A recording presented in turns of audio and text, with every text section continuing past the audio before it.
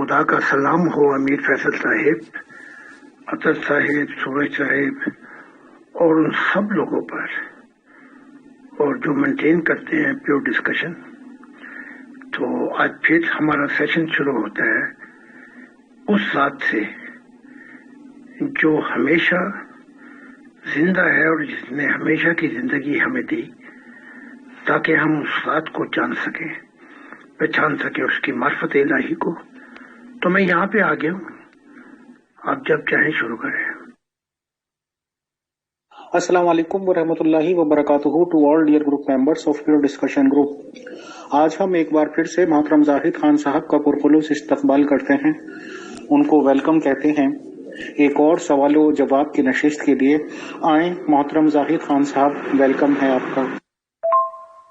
मोहतरम जाहिद खान साहब, to be very Frank and to be very straight forward, जो भी हालत आजकल मजहबी लोगों की देखी जा रही है और किसी भी मजहब की गहराई में जाने के बाद जो मालूमात होती है, उससे जाहिर सी बात है, सच्ची बात है, और भले ही मुझ पे फतवे लगते रहते हैं, गालियां मिलती रहती हैं, बट सच्चाई ये है कि अजीबो गरीब सी बातें सामने आती हैं और लगभग हर धर्म में यही लगता है कि दुकानदारी ही इन्वॉल्व हुई हैं।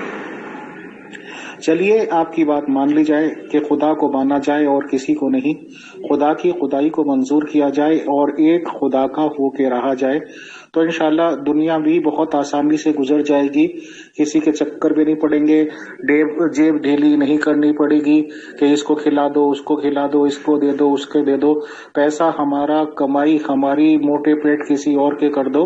तो बेस्ट यही है कि अपने नियर्स के जो समझ में आते हो कि हाँ नीडी हैं, सब कुछ है, जो आप हेल्प कर सकते हो कर दो, बेस्ट वे है। सर, आज भी थोड़ी देर पहले एक वीडियो पोस्ट आई थी जिसमें जन्नत के रिगार्डिंग बातचीत की जा रही थी।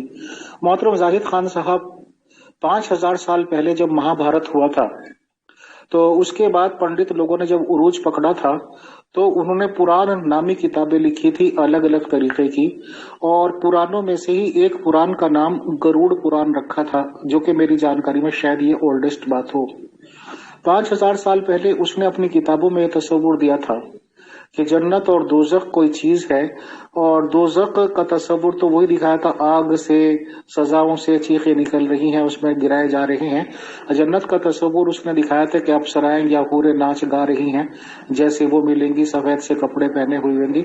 उसके बाद मैंने जितने ये रिलीजन देखे हैं जो नबूवत के कॉन्सेप्ट से बताए जाते हैं, ये लोग भी इसी तरह के लॉलीपॉप लोगों के देते हैं। मैं माजरत चाहता हूँ ये वर्ड कहते हुए। बहरहाल, मेरा मोहतरम जाहिद खान साहब से ये सवाल है सर कि आपके कहे के अनुसार हम जिंदगी गुजार लें, दुनिया की जिंदगी तो यकीनन हमारी बहुत ही कंफर्टेबली गुजर जाएगी अगर हम सिर्फ खुदा के कॉन्सेप्ट को माने और किसी को नहीं। अब सवाल ये है कि ये जिंदगी गुजारने के बाद मौत तो हर एक को आनी है, कुल्ली नफ्सिन ज़ाइक़तुल मौत। जब आदमी की मौत आएगी, और जाहिर सी बात है आप भी मानते हैं कि आलम अरबा में वो रूह पहुंच जाती है, तो आज आप क्लियरली और डिटेल से ये बता दें कि फिर हमारा होना क्या क्या है। आखिर जन्नत और दोज़ख के तस्वुर को आप मानते क्या हैं, किस तरह के रिवॉर्ड हमें मिलेंगे या किस तरह का पनिशमेंट मिलेगा, आपकी टीचिंग्स इस रिगार्डिंग क्या कहती हैं सर, थोड़ा डिटेल से रोशनी फरमा दें। बहुत शुक्रिया, जज़ाकल्लाह। हम इस लॉलीपॉप के पर्दे ही ना चाक कर दें, ताकि ये तस्वर के मौत के बाद ये बड़ा गलत तस्वर है।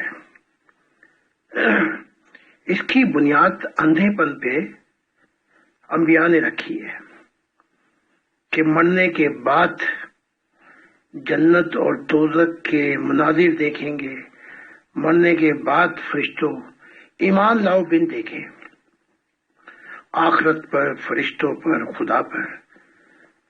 लेकिन खुदा का कोई ऐसा कॉन्सेप्ट नहीं है कि मरने के बाद लेके आओ ये सब चीजें मिलेंगी। तो ये 5000 साल और उधर आदम का 1000 साल पहले आना, ये एक दूसरों की नकलें मार के गए हैं। इन्हें चाहिए था कि अपनी हकीकत बयान कर देते, और वो ये है کہ ہم نے اس دنیا میں رہ کر آدم بھی بیان کرتا، ادھر نوح بھی بیان کرتا. یہ نوح کا بھی وقت وہی ہے، کوئی 1600 سال، یعنی یہ ہندوازم 600 سال پہلے، نوح 600 سال بعد میں آیا. کہ ہم نے اسی زندگی میں، جسم کی زندگی میں، ان پردوں کو دیکھ لیا اٹھا کر کہ آخرت کیا چیز ہے اور وہاں کے مناظر کیا ہیں، وہاں کا سفر کیا ہے، فرشتے کون ہیں، فرشتوں سے پہلے اور مخلوقات کیا ہیں، خدا کی ذات کو بھی ہم نے دیکھا. تو یہ اگر چیزیں بتا دیتے تو یہ لولی پاپ کا مسئلہ حل ہو جاتا، لیکن انہوں نے ایسا نہیں کیا، جس کی وجہ سے آج بھی اندھے عقیدے میں ہم زندگی گزارتے ہیں. اب جس آدم کو اس نے بھیجا ہے، میں اپنے آپ کو آدم کہتا ہوں، خدا کا دل اور مسجد السما میری مثال دی گئی ہے. میں نے ان سارے پردوں کو یوں چاک کیا ہے کہ خدا کو ماننا کافی نہیں ہے کہ صرف ایک خدا کو مانو اور پھر اپنی پرانی دنیا کے اندر گند اچھالتے پھرو اور خوب دنیا کے چسکے لیتے پھرو، اپنی پوری دنیا کی اندر ڈڈو بن کے زندگی گزارو، بس ایک خدا کو مانو. یہ ہمارا تصور نہیں ہے. جو میں نے پیش کیا ہے وہ یہ کہ خدا کو ماننا ناکافی ہے اور اس کی تعلیمات کو جو ہم لے کے آئے ہیں سننا بھی ناکافی ہے کہ چلو جی ہم نے مان لیا، سن لیا، بس اتنا بڑا ہے. نہیں، اس کے آگے ریئلائزیشن آ جاتی ہے. جو میں نے یورپ میں کئی ہزار سیمینار دے کے بتا رہا ہوں، ریئلائزیشن یہ کہ وہ اثر جو ہے، جیسے سانپ ڈسے تو بندہ مر جاتا ہے، تو خدا کا تصور اور پھر وہ تعلیمات جو لے کے آیا ہوں وہ جب دل کے اندر گہرا اثر ڈالتی ہیں تو یہ لولی پاپ، یہ سارے پردے شردے ہٹ جاتے ہیں اور یہیں سے انسان مشاہدہ الہی کی زندگی شروع کرتا ہے، یہیں سے سب کچھ دیکھتا ہے، یہیں سے سارے پردے چاک ہو جاتے ہیں، یہیں سے وہ راز الہی کو جانتا ہے اور خدا کو دیکھ لیتا ہے. یہ نئی دنیا کا تصور ہے ہمارا.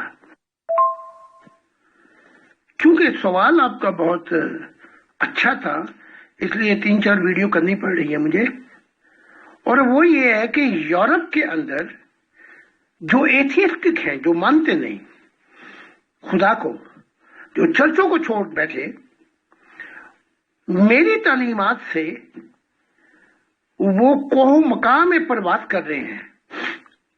ان کے لیے آنے والی زندگی کوئی عجیب نہیں رہی. انہوں نے سب کچھ یہیں مشاہدہ اور تجربہ کر لیا ہے. یہ وہ بنیاد ہے جہاں سے خدا کا زمانہ شروع ہوتا ہے.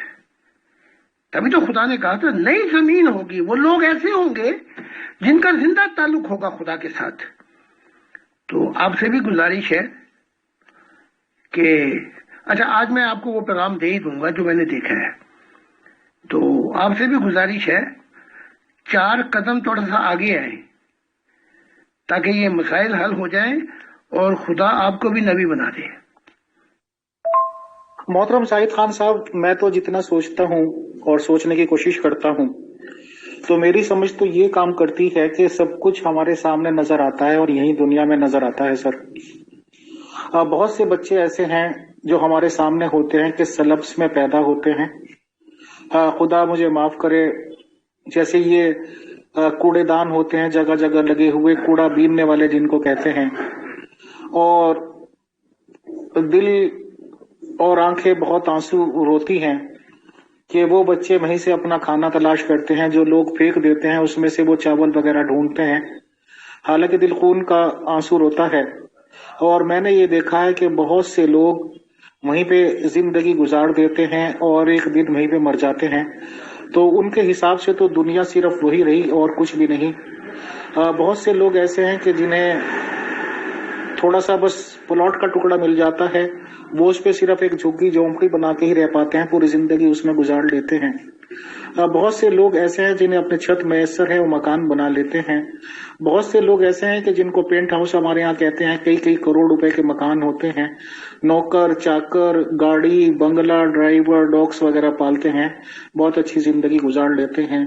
بہت سے لوگ ایسے ہوتے ہیں کہ جن کے پاس سب کچھ ہونے کے باوجود فارم ہاؤسز ہوتے ہیں, اور مان لیجیے کہ انہوں نے باغیچے بھی بنا رکھے ہیں, اور سائیڈ میں تالاب پانی چھوڑ رکھا ہے بہت اچھا, جس میں کہ شدھ نیلا پانی بہ رہا ہوتا ہے. تو کیا ان لوگوں کے لیے یہاں پہ ہی کھلی جنت نہیں جو اس طرح کی فیسلٹیز رکھتے ہیں, اور ان لوگوں کے لیے بیچارے جو نچلے اس میں طبقے میں پیدا ہوئے اسی میں مر گئے, یہ چیز جنت سے بھی بڑھ کر نہیں جو وہ یہاں دیکھتے ہیں. تو اس حساب سے تو بہت سے لوگ نابینا پیدا ہو گئے, اندھے پیدا ہو گئے, تو ان کی تو دوزخ یہی ہوگی دنیا میں. تو ہم کیوں نہ یہ مان لیں کہ جنت اور دوزخ سب کچھ یہی ہے, اور خدا سب کچھ الگ الگ روپوں میں یہی دکھا رہا ہے. سر, اس ریگارڈنگ آپ کیا کہتے ہیں, بتائیں. شکریہ.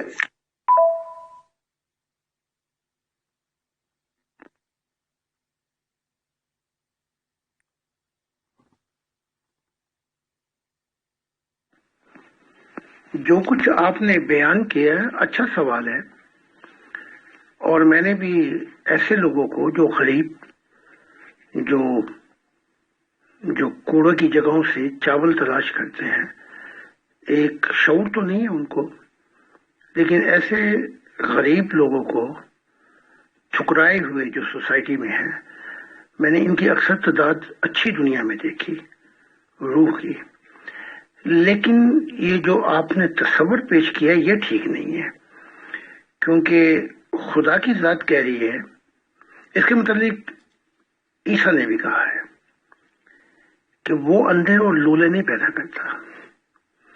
تو خدا کی ذات جو ہے وہ کہہ رہی ہے کہ جب اس نے کائنات بنائی یا انسانی ارواحوں کو جسم میں بھیجا, تو مقصد یہ تھا کہ جسم میں تیز رفتاری بہت ہے, وہ اپنے مقصد کو پا جائیں. تو خدا کہہ رہا ہے کہ میری اسی زمین کے اوپر نہ کوئی بیمار ہوگا, نہ بھوکا ہوگا, نہ بیمار ہوگا, نہ موت کا خوف ہوگا, نہ تقدیر کے مسائل ہوں گے. تو پتہ لگا کہ ہم اپنا اصل وطن بھول چکے ہیں.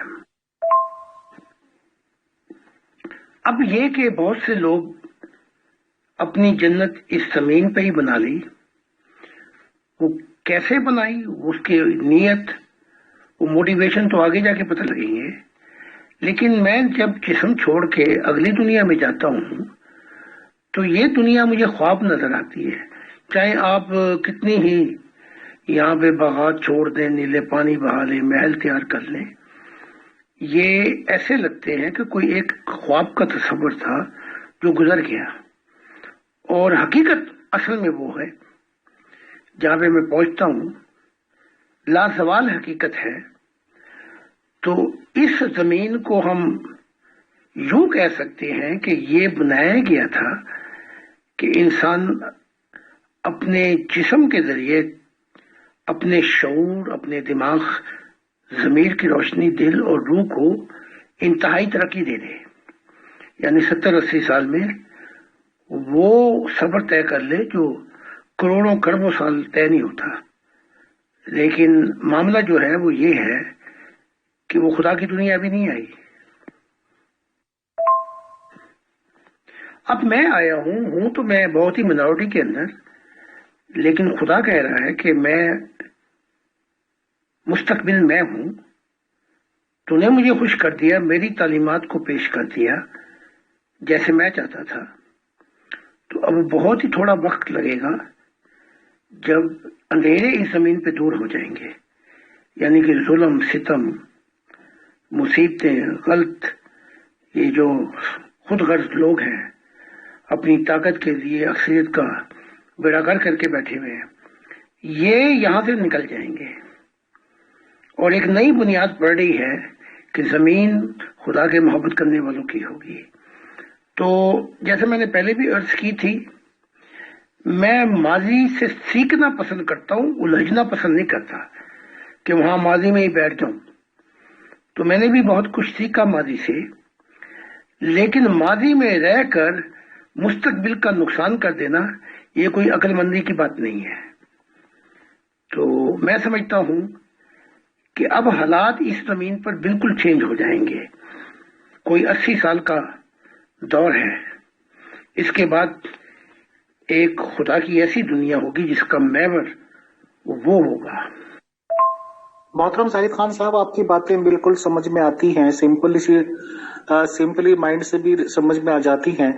بہت ہی سمپل شبدوں میں، سمپل ورڈز میں جو یہ دھرم کے ٹھیکیدار، دھرم کے دکاندار ہمیں سکھانے کی کوشش کرتے ہیں. ہر چیز میں یا تو ڈرانے کی کوشش کرتے ہیں یا پھر لالی پاپ دکھاتے ہیں کہ یہ ملے گا وہ ملے گا، یا پھر ڈرا دیتے ہیں کہ جی دوزخ ملے گی، آگ ملے گی. اب بہرحال اگر ہم صرف آپ کو فالو کریں، آپ کی ٹیچنگز پہ چلیں، تو آپ کیا کہتے ہیں کہ مرنے کے بعد ہمارا ہوگا کیا؟ ہمیں کیا ملے گا؟ دوزخ ملے گی، جنت ملے گی، یا کچھ بھی نہیں ملے گا؟ آنکھ بند ہوئی، موت ہوئی، روح نکلی تو بات ختم. سمپل ورڈز میں پلیز بتا دیجئے. شکریہ. میرے ساتھ سفر کرنے سے، میری تعلیمات کو ماننے سے جو خدا کی ہے، یہ آپ کا پہلا اندھا پن دور ہو جائے گا، اور جو کچھ آپ کو ملے گا وہ یہیں سے مل جائے گا آپ کو جبکہ آپ زندہ ہیں. تو جنت بھی دیکھ لیں گے، وہاں پرواز بھی کر لیں گے، وہاں کے حالات بھی دیکھ لیں گے، وجد کی حالتیں بھی دیکھ لیں گے. میری تعلیم کے بعد تو پھر دوزخ ختم ہو جاتی ہے. جیسے آپ نے خود ہی فرمایا کہ یہ مذہب کے ٹھیکیدار ہیں، یہ ڈراتے ہیں. میری تعلیمات میں تو دوزخ کا تصور ہی ختم ہو جاتا ہے، کیونکہ جب روحانی حصے کھلتی ہیں تو اندھیروں کی دنیا ہی ختم ہو جاتی ہے. تو میری تعلیمات کے ساتھ تو جو موت کے بعد کی ہم بات ہی نہیں کر رہے، ہم کہہ رہے ہیں کہ یہی تعلیمات جو ہیں اس زندگی کے اندر ہی آپ کو وہاں پہنچا دیتی ہیں جہاں آپ موت کے بعد پہنچیں گے. سادہ الفاظوں میں یہ ہے کہ میری تعلیمات اندھیروں کا خوف ہی ختم کر دیتی ہیں، ڈر ہی ختم کر دیتی ہیں. آپ اسی دنیا میں رہ کر اپنے جسم کو چھوڑیں گے. آپ کوہ مکا کے جو جہان ہے، جو وہ کہتا ہے میں رب العالمین ہوں، جہانوں کا رب ہے، آپ پرواز کریں گے، مشاہدات کریں گے. وہ جو جنت جن کا کسی آنکھوں نے نہ دیکھا، نہ کانوں نے سنا، نہ تصور کیا جا سکتا ہے، وہیں سے وہاں پہ آپ گزریں گے. اور آپ پھر کیڑے نہیں رہیں گے بلکہ شاہین ہوں گے جنتوں کے.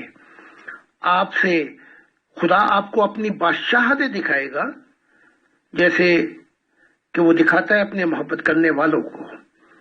تو آپ جہانوں کی سیر اور وہ کچھ جو آپ نے نہیں مانگا وہ بھی مل جائے گا آپ کو، اور خدا کا دیدار بھی مل جائے گا. کھانے پینے کے مسائل تو اس زمین پہ ہے نا، وہ تو وہاں ختم ہو گئے سارے. تو وہاں کیا نہیں ملے گا؟ آپ کہہ رہے ہیں نا یہ مل جائے وہ مل جائے، میں کہہ رہا ہوں وہاں کیا نہیں ملے گا. آپ پر ایک عجیب حالت طاری ہو جائے گی کہ ہر تمنا پوری ہونے کے باوجود سب سے بڑھ کر یہ کہ خدا کا آپ کو دیدار اس دنیا میں ہو جائے گا، اور آپ خدا کے ساتھ سفر شروع کر دیں گے. تو مرنے کی بات کی تو بات ہی نہیں ہو رہی یہاں پر. اب دیکھیں نا، یہ حوروں کی تلاش کے اندر انہوں نے نماز روزے کر کر سجدے ان کے متھے گھٹ گئے. لیکن سب کو میں نے دیکھا، ان لالچیوں کو، دھوکے بازوں کو، میں نے ان کو اندھیروں کی دنیا میں دیکھا ہے. ہمارے ماننے والے جو ہیں ان کی آنکھیں اتنی روحانی کھل چکی ہیں کہ ان کے پاس شہزادیاں بھی آتی ہیں اور شہزادے بھی آتے ہیں. میرا یہ عالم ہے کہ ہر جنت آ کر میرے پاؤں کو دھوتی ہے اور کہتی ہے آج رات ہمارے ساتھ سفر کریں ہماری جنتوں میں. تو ہم نے تو کوئی حورے وغیرہ نہیں مانگی، لیکن وہ شہزادیاں ہر رات آ جاتی ہیں اور وہاں لے کر جاتی ہیں کہ واپس آئیں تو گمان ایسا ہوتا ہے کہ آپ اس دنیا میں رہے ہی نہیں. تو خدا روح پہ کیا کیا حالات طاری کرتا ہے جو خدا کے ہو گئے. ایک ایسا ابدی سکون آ جاتا ہے کہ جسے خریدا ہی نہیں جا سکتا، انگنت محبت جس کی کوئی حد ہی نہیں ہے، قوم مکان کی پرواز جو وہ جہان تخلیق کیے، اور ایسی محبت کی بارش ان جنتوں میں، ایسے موسم بدلے، اور پھر روح پہ کیا ہوتا ہے وجد میں کیا بتاؤں۔ میں یہی تو کہہ رہا ہوں، وہ خدا کے بندے، میرا خود بھی اپنا بار بار کہتا ہوں، وہ پڑھ لو ایک کتاب تاکہ تمہاری دنیا ہی سنور جائے۔ محترم زاہد خان صاحب، آپ کچھ بتانا چاہتے ہیں اور ٹائم کی قلت کی وجہ سے نہیں بتا پا رہے ہیں۔ آپ نے یہ بھی کہا تھا پرسنل میں بتائیں گے، تو اگر کوئی حرج نہیں ہے اور کسی ٹیکنیکل آپ کی جیسے نبوت کا مسئلہ ہے، اس کا کوئی کانسیپٹ میں خلل نہیں پڑتا ہے، تو آپ ویسے بھی بتا سکتے ہیں پروگرام میں سر۔ مجھے تو اس میں کوئی پرابلم نہیں آئے گی، چاہے وہ تنقیدی بات ہو یا کسی بھی طرح کی بات ہو، اور اگر وہ چیزیں رازداری میں ہی بتانی ہوتی ہیں تو that is a different thing sir. چلو بتا دیتا ہوں۔ میں پھر اسی دنیا میں پہنچا، انسانی دنیا تھی، عالم برزخ تھی، درمیانی دنیا، لیکن مذہبوں سے آگے تھی وہ۔ تو جیسے میں نے پچھلی دفعہ بتایا تھا کہ وہاں کے بھی موسم ایک ہی قسم کے تھے، بہار کے، اور عجیب سما تھا۔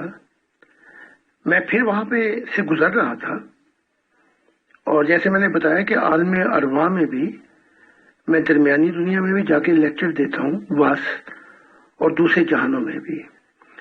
تو اس طرح میں نے دیکھا کہ میں وہیں سے گزرا تو مجھے آپ کا خیال آیا، تو میں اترا وہاں پہ۔ تو یہ تو اب موت کے بعد ہمارا تعلق رہے گا۔ تو میں نے دیکھا کہ وہاں پہ ساتھ ہی، کیونکہ قرآن بھی کہتا ہے کہ وہاں پہ روزی بہت ہوگی اچھے انسانوں کے لیے، تو وہاں پہ پھر میں نے اب اس دفعہ دیکھا کہ وہاں پر بھی آپ نے درمیانی دنیا میں، عالم برزخ میں، وہ جنتے تو نہیں ہیں، جنتے تو بہت آگے جا کے ہیں، نیوٹرل ڈیمینشن سے بھی آگے جا کر ہے، اور لیکن درمیانی دنیا میں میں نے آپ کو دیکھا کہ آپ نے وہاں بھی ایک دکان کھولی جہاں پہ یہی جیسے جو آپ کام یہاں پہ کر رہے ہیں، یعنی کہ زیورات وغیرہ کی، تو قرآن بھی اس کا ذکر کرتا ہے کہ وہاں زیور ہوں گے، کنگن پہنائے جائیں گے۔ لیکن اس دفعہ میں نے یہ دیکھا، آڈیو لمبی ہو رہی، میں اگلی اس میں کرتا ہوں۔ میں نے اس دفعہ دیکھا کہ روح میں، جیسے جسم میں آدمی کے کب نہیں نکل جاتا ہے جب وہ بوڑھا ہوتا ہے، تو ایک تو کب نکلا ہوا تھا اور ایک چہرہ صاف نہیں تھا۔ تو دو چیزیں دیکھی میں نے۔ تو کہا جاتا ہے کہ جو اس دنیا میں اندھا ہے اور ایک ہی کام کے لیے اپنی زندگی زیادہ صرف کرتا ہے، اس کے اثرات اپنے روح پہ دیکھے جا سکتے ہیں، اور جس کی آنکھیں یہاں کھل گئی وہ پھر اپنی زندگی کو بدل لیتا ہے۔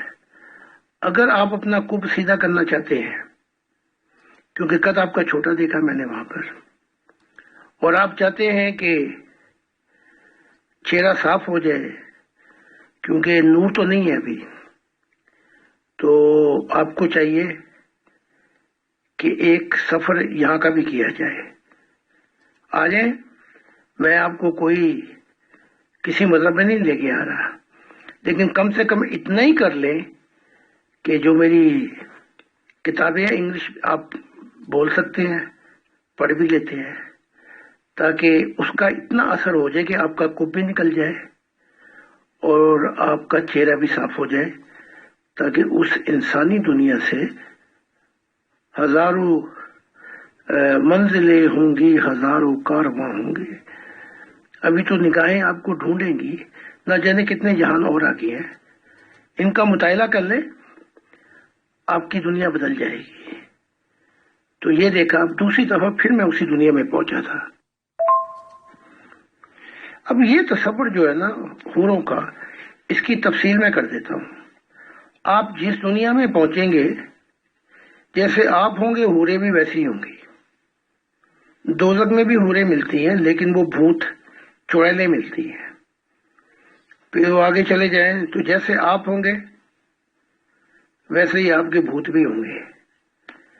तो क्योंकि आखिरत की जिंदगी के अंदर फिर आगे निकलना बहुत दुश्वार हो जाता है, तो यहां तक चलो हो गया कि आप मजहबी उस हालत में नहीं रहे कि जैसे कोई आदमी अंधा हो जाता है, तो इंसानी दुनिया में पहुंचे। मेरे वालिद साहब जो हैं वो भी एक इंसानी दुनिया में पहुंचे, वो मजहब से हट चुके थे। तो सिर्फ आपसे गुजारिश ये है कि जैसे आप, वो क्या कहते हैं, जैसे तुम वैसे ही तुम्हारे भूत एक्चुअली, तो उस दुनिया से भी आगे बहुत सा सफर है। तो आपको मैं गाइडेंस दे दूंगा, आप मेरी किताबों का कुछ मुतायना कर लें, शायद आपकी दुनिया बदल जाए और इसी दुनिया में खुदा आपको मुशाहिदात करा दे। तो ये मैंने देखा था, चलो मैंने यहाँ बयान कर दिया। मोहतरम जाहिद खान साहब, बिल्कुल सच्चाई की बात यह है कि जिस तरह की मेरे मामूलाती जिंदगी हैं, अब बुक्स पढ़ने में असल में कंसंट्रेशन ऑफ माइंड भी चाहिए, तभी हम ध्यान से पढ़ भी सकेंगे, और टाइम चाहिए, दिमाग की यकसुई चाहिए, जो एक टाइम में मुझे जल्दी से सर उसमें अवेलेबिलिटी नहीं होती टाइम पे। और मुझे इसमें ज्यादा कंफर्टेबल लगता है जैसे आपसे फेस टू फेस भी, मान लीजिए व्हाट्सएप के वर्ल्ड में बातचीत हो रही कि हम आपसे सवाल करें, आपसे गाइडेंस लें और आप दें। बहरहाल इंशाल्लाह जो भी जरूरी चीजें होंगी उनकी आपसे गाइडेंस मिलती रहेगी, और खुदा ने चाहा तो इतना तो खुदा हमें कर ही देगा कि सही सी जिंदगी दुनिया में भी हम जी के चले जाएं, और इंशाल्लाह आलम अरवा में भी। सर कुछ क्वेश्चंस आ रहे हैं मेंबर्स के, तो मैं आहिस्ता आहिस्ता वो पेश कर देता हूं ताकि उनको भी रहनुमाई मिले और उनको भी सेटिस्फेक्शन हो। सर मोहतरम जाहिद खान साहब से सवाल ये किया गया है कि कितनी मिकदार अद्वियात जरूरत के तौर पर इस्तेमाल कर सकता है इंसान, कितनी मिकदार अद्वियात। अच्छा ये तो हो गया। खुदा ने चरस और अफीम और शराब को इंसान पर क्या हलाल करार दिया है, अगर हलाल करार दिया है तो इसकी कितनी मिकदार की हलाल है इंसान पर। जाहिद खान साहब से सवाल, मैंने इसका जवाब भी दिया, मैंने कहा ये चीजें उस हद तक हलाल हैं कि लाइफ सेविंग के लिए जरूरी हो किसी दवाइयों में ये मिलाना तो उनको मिलाई जा सकती है, और ये बातें तो बुक्स में भी लिखी हुई हैं। तो उन्होंने कहा कि ये तो धर्मों की किताबों में लिखी हुई हैं और धर्मों को मनसूख कर चुके हैं जाहिद खान साहब, तो वो अपने टीचिंग्स के जरिए बताएं। शुक्रिया। जवाब देने से पहले मैं जाती तौर से आपको ये कहना चाहूंगा कि वक्त जो है, जिंदगी वक्त की कैद में है। ये वक्त निकालना जितना यहां जरूरी है, वहां फिर जो है नताइज आ जाते हैं। तो चाहे आप रात को वक्त लें, लेकिन आपको वक्त निकालना पड़ेगा इस रूह के लिए जिसने हमेशा रहना है। बाकी मैं देखता हूँ सवालात, जो मैं सवाल या जवाब देता हूँ उसके अंदर वो राज़े इलाही तो बयान नहीं हो सकते, क्योंकि यहाँ तो 1 घंटे का प्रोग्राम होता है, तो उसी 1 मिनट के अंदर जवाब भी देना होता है, तो वो असल नहीं आ सकता। या इनके लिए जो आप किताब खुदा के राज़े इलाही खुद खुदा की जुबान से पढ़ रहे हो, तो जरा सोचिए, क्योंकि ये दुनिया ये जो है इसके अंदर रूह के लिए वक्त निकालना जो है वो प्रायोरिटी है, सबसे अहम है। अच्छा मैं देखता हूँ सवाल। इंशाल्लाह मोहतरम जाहिद खान साहब, पूरी कोशिश करूंगा मैं इंशाल्लाह, और खुदा ने चाहा तो जल्दी ही। थैंक्स।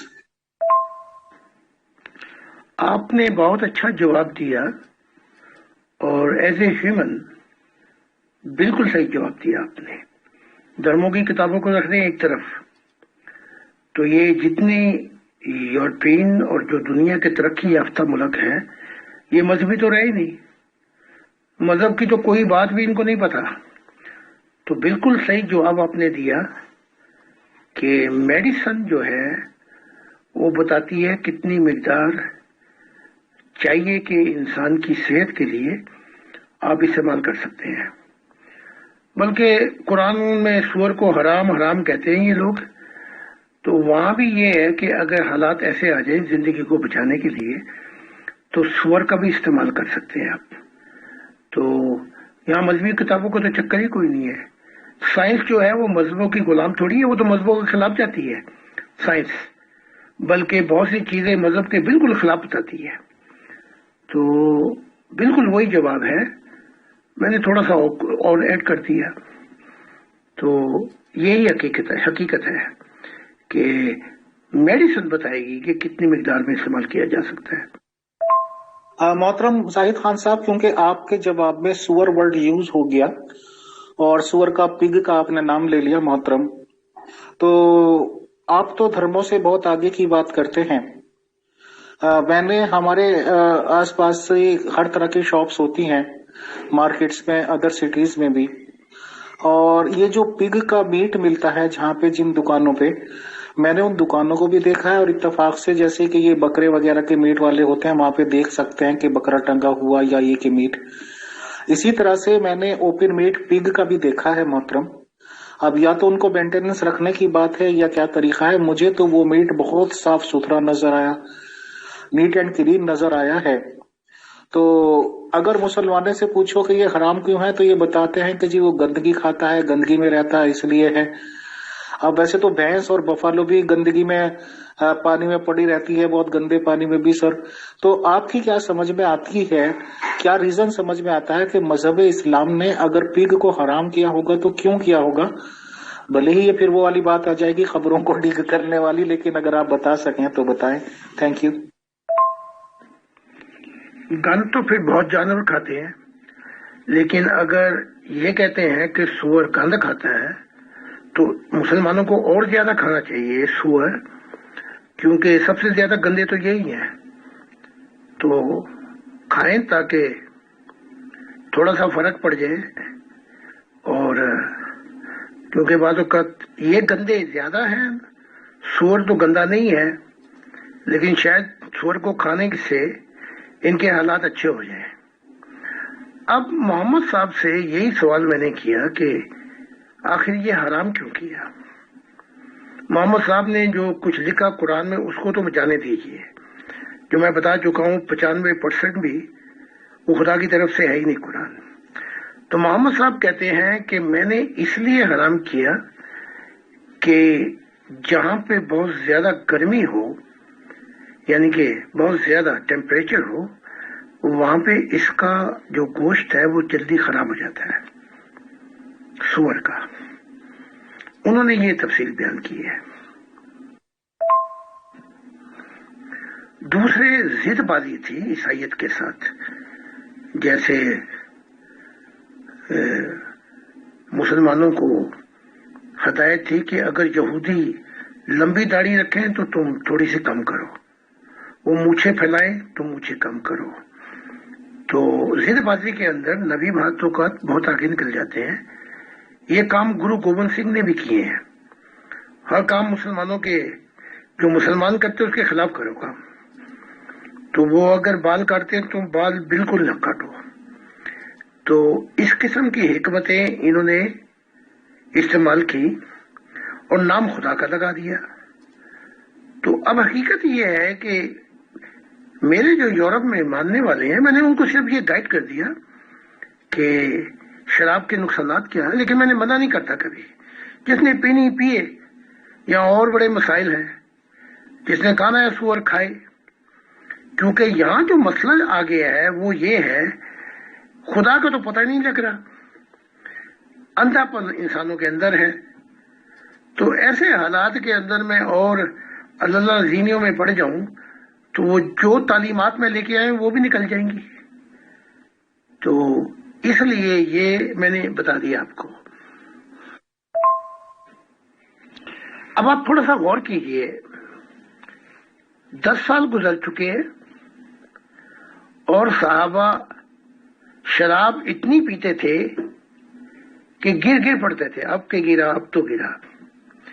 10 سال گزرنے کے بعد شراب حرام کیوں ہوئی؟ کیا خدا بھول جاتا ہے؟ اگر حرام تھی تو پہلے کیوں نہیں بتا دیا گیا کہ یہ حرام ہے؟ 10 سال وہ شراب چلتی رہی. اسی طرح برقعے کا ہے، 10 سال تک وہ چلتا رہا. یعنی کہ آپ پڑھ لیں امام بخاری نہ بی بی عائشہ نہ کوئی اور پردہ کرتے تھے. تو بعد میں جا کے یہ پردہ عمر کی اور محمد صاحب ابو بکر کی وجہ سے حرام ہوا. تو 10 سال بعد پھر بھی حرام نہیں ہوئی شراب. پھر بھی کہا گیا کہ اے ایمان والو شراب کی حالت میں مسجد کے یعنی کہ نماز کے قریب مت آؤ. یہ تب بھی بات نہیں ہے خون خار. پھر وہاں جا کے لڑتے تھے مرتے تھے. پھر علی کا جھگڑا ہو گیا حمزہ کے ساتھ. اس نے پھر حمزہ نے ان کی اٹھنیاں کاٹ ڈالی. اتنا فتنہ بڑا. پھر اس شراب کے نشے میں حمزہ نے کہا تو تو ہمارا غلام ہے محمد صاحب کو. آخر میں جا کے پھر حرام ہوئی. تو یہ حرام خدا نے نہیں کی, یہ سوچنے کا مقام ہے. یہ بڑے حالات جب خراب کر دیے انہوں نے تو پھر حرام ہوئی. اصل میں محترم زاہد خان صاحب, ٹو بی ویری فرینکلی میں تو بہت نیوٹرل طریقے سے ہر چیز کو سوچتا ہوں. ایک ٹائم زندگی میں وہ بھی رہا ہے کہ کبھی ہم نے میٹ کو ہاتھ بھی نہیں لگایا, اور ایک ٹائم یہ بھی ہے کہ اب میں میٹ وغیرہ شوق سے کھا لیتا ہوں. تو میں بزنس ٹور کے لیے ایک سٹی میں گیا ہوا تھا ادر دین ایبرٹس. تو وہاں پہ مجھے خیال آیا کام نمٹانے کے بعد کہ تھوڑا سا مرغے کا میٹ میں لے لیتا ہوں, یہاں سے سنا ریٹ کچھ کم بھی ہیں. تو میں اس مارکیٹ کی طرف نکل گیا. تو وہاں پہ ایک ایسی مارکیٹ ہے جس میں شاپس یہی ہیں, مطلب مرغی کا بھی, بکرے کا, اس طرح کا, اور فش وغیرہ اویلیبل ہیں. تو ان بٹوین میں نے دیکھا کچھ دکانیں ایسی بھی ہیں جس پہ بورڈ لگا ہوا تھا کہ یہاں پہ پگ کا میٹ ملتا ہے. اچھا ٹائم کی بات ہے, جب میری نظر پڑی اس پگ والی کی دکان کے اندر کو, میں نے دیکھا میں اندر ہی چلا گیا. تو کیونکہ مرغا, بکرا, مچھلی وغیرہ ہم دیکھتے رہتے ہیں, تو یا تو پہلی نظر میں نے دیکھا تھا اس لیے ایسی بات ہوئی یا کیا ہوا, تو مجھے اس میں نیٹ اینڈ کلین نیٹ لیس زیادہ نظر آئی. تو میرے دماغ میں یہ سوال آئے کہ یہ دیکھنے میں تو بہت اچھا لگ رہا ہے میٹ, بہرحال کیا باتیں ہوں گی. تو میں نے آپ سے یہ سوال کر دیا کہ آخر ایسا کیوں, اور آپ کی طرف سے بھی جو جواب ملا سمجھ میں آ گیا سر. جی بہت شکریہ محترم امیر فیض صاحب. میں 2 سوال ہیں میرے پاس ہمارے ممبران کی طرف سے, وہ میں جناب محترم قبلہ آزاد اسلام کی اگلی آڈیو کے بعد یہاں پر گوش گزار کرتا ہوں گے. شکریہ. میڈیسن جو بتاتی ہے وہ یہ کہ زیادہ سور کھانے سے ہڈیوں کی بیماری ہو جاتی ہے, روئما کہتے ہیں ہم اسے. اور اس کے جو سکن ہے یا جو اس کی کھال ہے وہ انسان نما ہے. تو اب مستقبل میں یہ مولویوں کی جب کہیں سے سرجری ہوگی تو یہ ان کے گالوں پہ سور کی کھال لگائی جائے گی اور ان کے جسم پر. تو ابھی تو یہ کھانے سے کہہ رہے ہیں نا کہ حرام ہے, پھر کیسے حالات ہوں گے کہ اگر ان کا ہونٹ کٹ گیا یا گال کٹ گئے یا جسم کا کوئی حصہ جل گیا ہے تو وہاں سور کی, انہوں نے کہا وہ سکن جو ہے وہ بالکل انسان سے ملتی ہے تو ان کے لگے گی, تو پھر یہ سور کو حرام کیسے کہیں گے. تو نقصانات بھی ہیں فائدے بھی ہیں, تو وہ میں نے آپ کو بتا دیے. علیہ السلام پر خدا کی سلامتی. ہمارے ایک ممبر کا سوال ہے, یہ کہتے ہیں زاہد خان صاحب سے سوال ہے, کیا انسانی جسم میں صرف انسانی ارواح کو ہی بھیجا جاتا ہے یا اس کے علاوہ بھی مخلوقات بھیجی جاتی ہیں؟ اگر ایسا ہے تو انسان کا اصل تعارف کیا ہے؟ فقیر ثابت علی. یہ جو ظاہری کائنات ہے وہاں اور بھی زندگیاں آباد ہیں, یعنی کہ وہ زندگی ابھی تو نہیں ملی کیونکہ 8 ملین لائٹنگ ایئر زندگی کا وجود نہیں ہے, لیکن یہ جو ظاہری کائنات بہت پھیلی ہوئی ہے. تو فرشتوں کی پاسبلٹی بھی ہے, جنوں کی بھی. تو ان جو پلانٹ ہیں وہاں پہ وہ ارواح جو ہیں فرشتوں کی یا دوسروں کی وہ آتی ہیں. جیسے کہا گیا کہ فرشتوں کی دنیا میں ہم فرشتے نبی بھیجتے ہیں, تو ان کو بھی موقع دیا جا رہا ہے اس ستاروں کے جہانوں میں. انسان کے اندر جو بھیجی جاتی ہے وہ انسانی روح بھیجی جاتی ہے. تو اس کے متعلق خدا کی ذات کیا کہتی ہے, ذرا اس پہ غور کرنا پڑے گا ہمیں. اب جو فرشتے ہیں ان کے اندر فطرتاً ایک چیز ہے، جیسے انہیں کلین گیس کے ساتھ تخلیق کیا گیا، جسے کہتے ہیں آکسیجن، جس کے اندر وہ نہیں ہے، یعنی کہ کیا کہا جائے گا، کثافت نہیں ہے. اور جنوں کو آگ کے شعلے سے، تو یہ بھی اس میں سے بھی کثافت کم ہے، لیکن آکسیجن، سفید نور، اور یہ اوپر کی طرف جاتے ہیں. مٹی جو ہے وہ نیچے کی طرف جاتی ہے، لیکن مٹی کے اندر جو اصل راز پایا گیا ہے، جسے ہمارا جسم تخلیق ہوا، اس کے اندر یہ جو جتنے ستاروں کے جہان ہیں، جہاں جہاں ایلیمنٹ ہیں، جو آباد ہیں، ان کے ایلیمنٹ اس مٹی میں پائے جاتے ہیں، ذرے. اس لیے انسان کو مائکرو کاسمس کہا گیا ہے، یعنی کہ اس کے اندر آکسیجن بھی پائی جاتی، ذرات بھی پائے جاتے ہیں، ہائیڈروجن بھی پائی جاتی ہے، آکسیجن بھی پائی جاتی ہے، نائٹروجن بھی پائی، جتنی گیسز جنہیں ایک ایک کر کے تخلیق کیا گیا، لیکن انسان کو اس جسم کی مٹی کے اندر وہ سب کچھ مکس ہو جاتا ہے، مائکرو کاسم. اس لیے انسان کو کہا گیا ہے کہ یہ مائکرو کاسمس ہے. تو یہ جہاں بھی جائے گا روح کی دنیا کے اندر،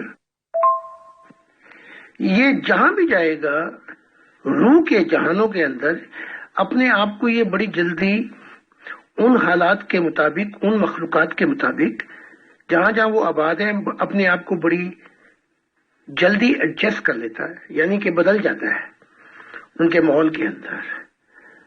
تو امید ہے کہ آپ کی تسلی ہو گئی ہوگی. خدا. تو پھر اگلا سوال کیا ہے آپ کا، دیکھ لیں.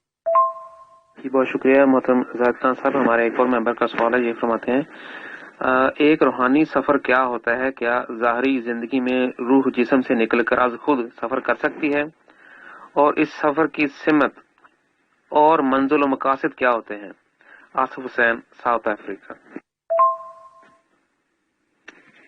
جی، روحانی سفر جو ہے وہ روح کے ساتھ ہے، اور جسمانی سفر جو ہے وہ جسم کے ساتھ ہے.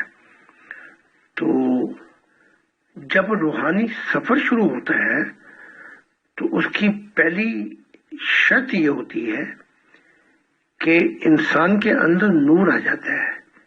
اس سے پہلے روحانی سفر ہی نہیں ہوتا. ایک اندھے کا کیا سفر ہوگا؟ دو اندھے چلے رستہ دکھانے کے لیے، دونوں جا کے گڑھے میں گریں گے، کنویں میں گریں گے. تو روحانی سفر کے لیے روح کے اندر نور کا ہونا بڑا ضروری ہے، تاکہ اندھا پن نہ رہے اور روحانی حصے کھل جائیں. اب یہ ہے کہ جتنا آپ کا نور ہوگا اس کے مطابق سفر ہوگا، اور نور ہی آپ کو سفر کرائے گا جو آپ کی روح کے اندر ہوگا. اور اس نور کے مطابق جو سٹیئرنگ ہے، آپ کو گھمانے کی ضرورت نہیں ہے دماغ کا یا شعور کا یا ضمیر کا یا دل کا. نور ہی گھما کے لے جائے گا اس سمت کے پر جس سمت پہ وہ چاہتا ہے آپ کو سفر کرانا. اب اس کی سمت جو ہے،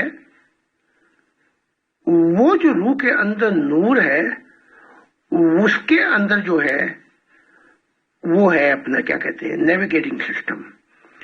وہ اس سمت پہ سفر کرائے گا جہاں کہ آپ کی روح اور ترقی کر جائے، جہاں آپ کو اور نور مل جائے. اور اس کی منزل یہ ہوتی ہے کہ اس دنیا کے اندر ہی آپ کو فردوس کے جہانوں سے گزار کر آگے لے جائے. یہ منزل ہوتی ہے. اس کے بعد پھر وہ کیا کہتے ہیں براہ راست سفر ہے، جسے ہم ورٹیکل سفر کہتے ہیں. اس کی بھی منزلیں ہیں. تو روح کے اندر پہلی جو میگنیٹ چیز ہوتی ہے وہ یہ ہوتی ہے کہ جس فردوس میں میں پہنچوں اس فردوس کے اندر جب میں ٹھہروں اپنی اس ہمت میں لے جاتا ہے، وہاں پہ پہنچا دیتا ہے، لینڈنگ بھی ہو جاتی ہے، وہاں سے جو نور کی مقدار ملے گی اگلی اس میں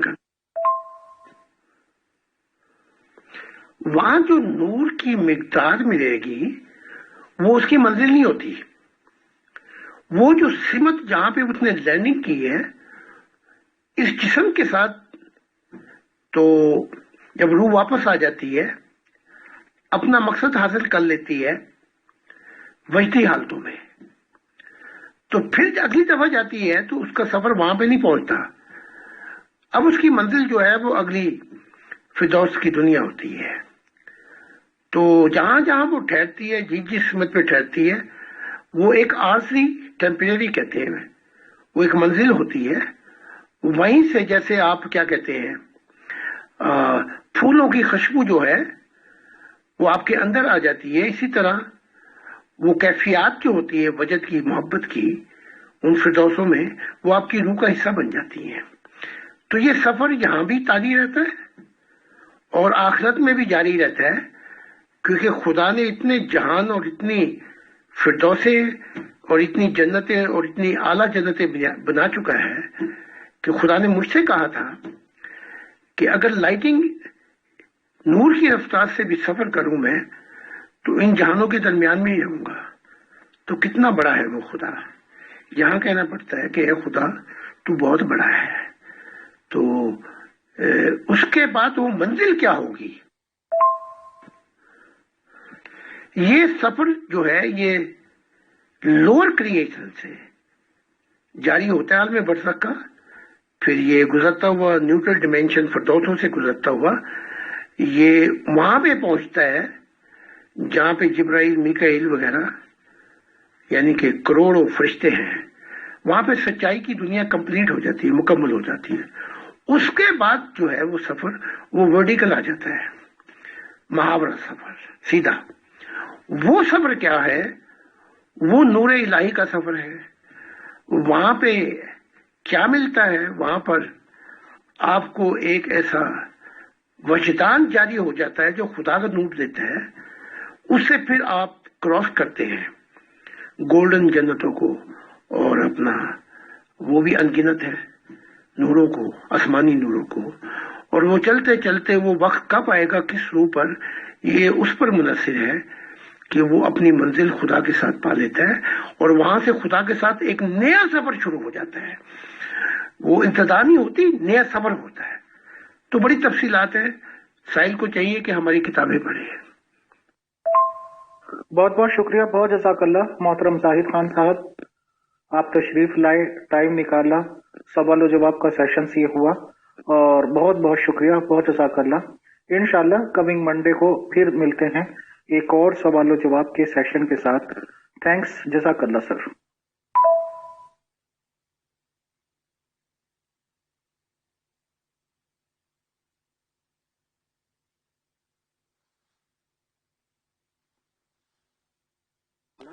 انشاءاللہ کمنگ منڈے کو پھر ملتے ہیں ایک اور سوال و جواب کے سیشن کے ساتھ۔ تھینکس، جزاک اللہ سر۔